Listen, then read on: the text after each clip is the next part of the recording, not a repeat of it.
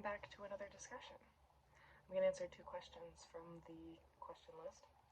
First of which being what I learned from the civilization, The Ascent of Woman.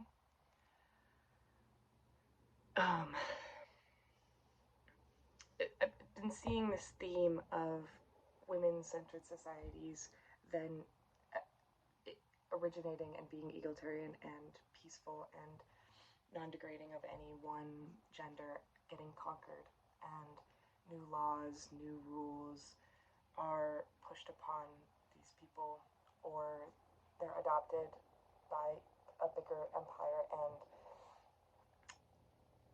the more and more this happens with the Akkadians and Sumeria,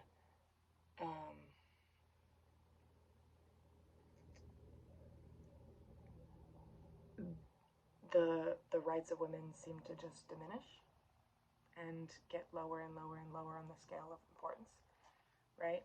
So these rights that women have, the being seen as people, the right to own property or exhume property from their male counterparts, their rights to education, in the law, their protections in a community are thrown away, right? Whenever they are conquered. And a consistent theme is how they're used as sexual property, right? Used as sexual currency through, it's a social thing for their male counterparts. They're seen as an asset, as a tool, right? They can be given or gifted instead of having control over their own bodies, which is something that is so foreign to me, and the way that it has evolved through society, how it took so long to get to somewhere where people are in charge of their own selves, and through each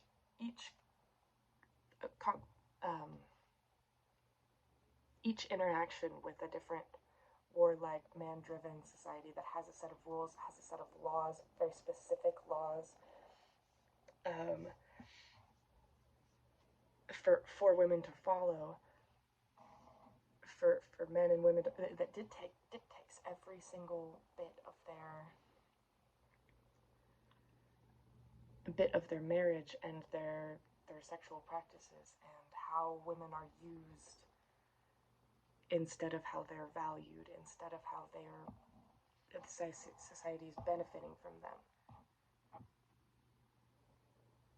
And the gradual degradation is just exponential. And coming back from that,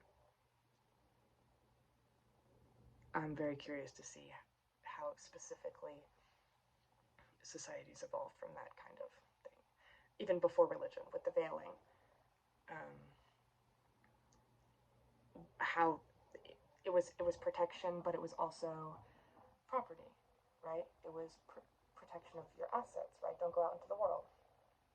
Anyways, I'm losing time on that.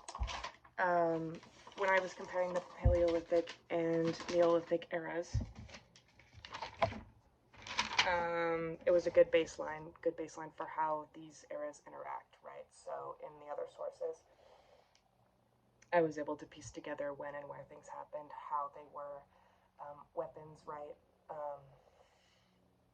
In the documentary, whenever women were being buried with arrowheads or daggers of some kind, I was able to pinpoint which era that was from, and how these societies grew as they discovered different materials, how they discovered how to organize themselves, how they discovered how to write, how to read, a bit more sophisticated societies, right? And how the interaction between men and women changed throughout these societies, throughout the development of tools and writing and art and all of that.